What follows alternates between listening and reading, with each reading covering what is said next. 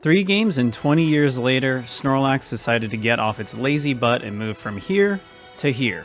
Snorlax, the Pokemon that only wakes up to eat then promptly goes back to sleep. The Pokemon that is literally slower than a clam. This Pokemon decided to just move a few feet after 20 years of staying in its cozy spot. But why? If you're not familiar with Pokemon Let's Go Eevee and Pikachu, you should know that these games are extremely thoughtful remakes with lots of attention to detail, so surely this wasn't done for no reason, right? This haunted me for years, and it wasn't until recently that I figured out exactly why Snorlax decided to make the big move. It turns out there is a very good reason for it, and it's actually the result of a barely discussed Easter egg programmed into the games. I wanted to make a video to talk about this because literally no one else has, and if it's not obvious from my videos, I love looking into weird things that no one else cares about. So let's solve the mystery of why Snorlax moved in Let's Go Pikachu and Eevee. And in the process, we're going to explore GameFreak's approach to making their games as unbreakable as possible since Gen 4. Okay, before we answer the question of why Snorlax moved, there are a few things I have to explain first. Especially for those who don't know every detail of Let's Go Pikachu and Eevee. Being primarily a Gen 4 channel, I don't expect my audience to be super familiar with these games, so don't worry, it's pretty simple. Basically, these games were the first mainline Pokemon games released on the Nintendo Switch back in 2018. They are remakes of specifically Pokemon Yellow mixed with Pokemon Go mechanics. As a result, many standard Pokemon features were replaced or swapped. Battles were simplified, meaning abilities, weather, held items, and more were removed. The Safari Zone was replaced with the Go Park, and HMs were replaced by secret techniques. For example, instead of getting the Fly HM on Route 16, you can get the Sky Dash secret technique outside of Rocket Hideout, which has the same out-of-battle effect. Note that TMs still exist and you can get the Fly TM in the same spot as older games, it just doesn't have any effect outside of battle. The last change worth mentioning is that the bike was completely removed. Instead, you can ride certain Pokemon to speed up your travels through the region. Examples include Rhyhorn, Rapidash, and Charizard. Now, this last point is actually the key to the Snorlax situation. Not only can you ride Pokemon, but you can also fly into the sky. After you beat the Elite Four and become champion, this kid comes up to you and tells you that you can now ride into the sky, but only if you're riding Aerodactyl, Dragonite, or Charizard.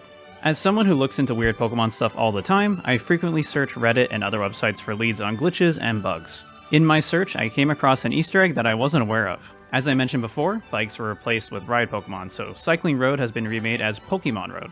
It's now just a regular route that you can run down with lots of trainers and Pokemon spread throughout. The Easter egg is a special feature exclusive to Pokemon Road. You can actually fly here before you beat the game. There's only one hint at this being a possibility, this dialogue from this NPC in the guardhouse. He says that some Pokemon will let you fly on their backs, and because Pokemon Road is so wide, it's particularly safe to fly freely there. He doesn't mention which Pokemon can actually fly though, so unless you are aware of this feature, the odds of you accidentally triggering it are pretty low. It's a neat Easter egg that doesn't substantially impact gameplay and was probably activated by less than 1% of players.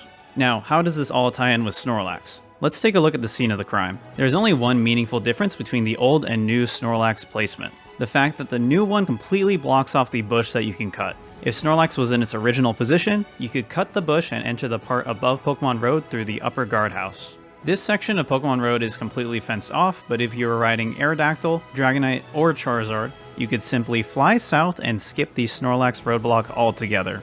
Snorlax being in its old position would allow for a massive sequence break, allowing the players to skip the entirety of Rocket Hideout and sell it on Game Corner, as well as the second trip to Pokemon Tower. In the context of a Let's Go Eevee or Pikachu speedrun, the Rocket Hideout through Pokemon Tower section takes about 25 minutes and is one of the most dangerous parts of the run. There are multiple run-ending fights that can lose a ton of time in this section, and it's really the scariest battle section until you get to Silph. If we could skip the Snorlax roadblock by cutting the bush and having a flying Pokemon, we'd be able to skip these fights and immediately upgrade our main Pokemon from a level 28 starter to a level 43 Staryu. One caveat to this would be that getting one of the 3 possible flying Pokemon is time consuming. Aerodactyl isn't even accessible until you get to Cinnabar, and Dragonite requires getting a rare Dratini and leveling it up all the way to level 55. Charizard, on the other hand, requires either catching 50 total Pokemon to get the Gift Charmander, or finding one in the wild and getting it to level 36. Realistically, if this was possible in the context of a speedrun, you would get a Charmander in Rock Tunnel at level 24, then get it to level 36 by either grinding rare candies or just catching Pokemon. Ultimately, this would still take less than the 25 minutes that it would take to get the Pokeflute, so it would definitely be worth it. To summarize, they almost certainly moved Snorlax to block off this cuttable bush. just so they could have an Easter egg that lets you fly before you actually unlock the flying mechanic, while also not creating a massive sequence break. Now, they could have programmed a flag to disable the feature until you get the Pokeflute or clear the Snorlax blockade, but instead they opted to just move Snorlax. Now, let's prove that this would cause issues by doing it in-game ourselves. Here's a save file from one of my many failed speedruns. I just finished my first trip to Pokemon Tower, where I battled my rival and ran away because of scary ghosts. In terms of plot progression, the next task for me to do is to clear out Rocket Hideout. This means I have no Pokeflute, and poor Cubone will never get closure with his mother.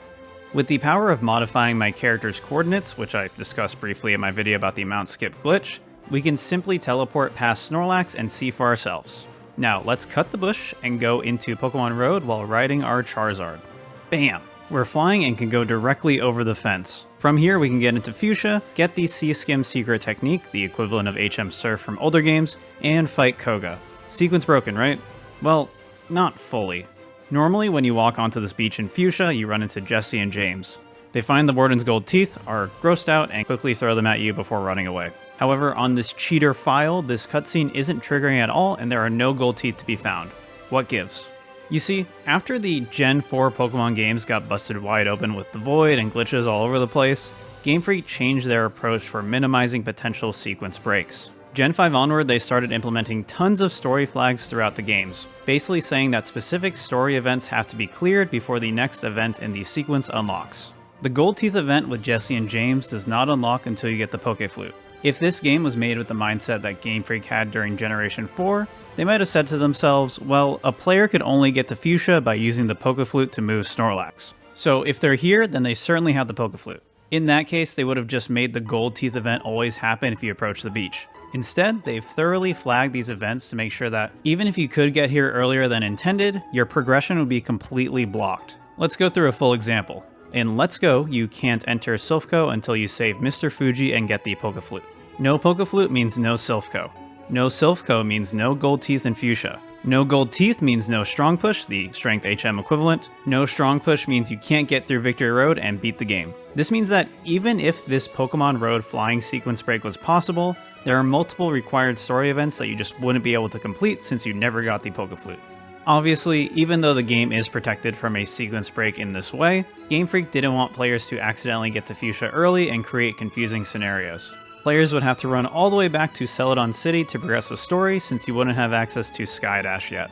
Moving Snorlax was a clean solution that may very well have been easier than flagging the flying mechanic on Pokemon Road. And even if they didn't move Snorlax, GameFreak's thoroughness with story flags would have prevented any major sequence breaks. So that is why Snorlax moved between generations 3 and 7, a mystery I spent way too much time thinking about and looking into. They wanted to add an Easter egg to Pokemon Road without creating a massive sequence break. It turns out the only thing Snorlax likes as much as food is making sure the players have a smooth gameplay experience. Let's Go in general has some really under-discussed features and Easter eggs. I'll be sure to tackle more of them in future videos. I'm trying to put out videos on a more regular basis, and my projects so far have all required a ton of research, so I'm hoping to put out smaller videos like this in between the bigger projects. If you enjoyed this video, please subscribe, I would really appreciate it. I've also been streaming a ton on Twitch lately, twitch.tv/etchy, so definitely drop me a follow there if you want even more Pokemon content. Links to that and other stuff in the description. Thank you to all of my Patreon supporters, and special shoutouts to Frorio, Mithra Was Taken, Verota, and Fuzzy Hugs for your support. That's going to be it for this video. Thank you for watching, and I'll catch you next time.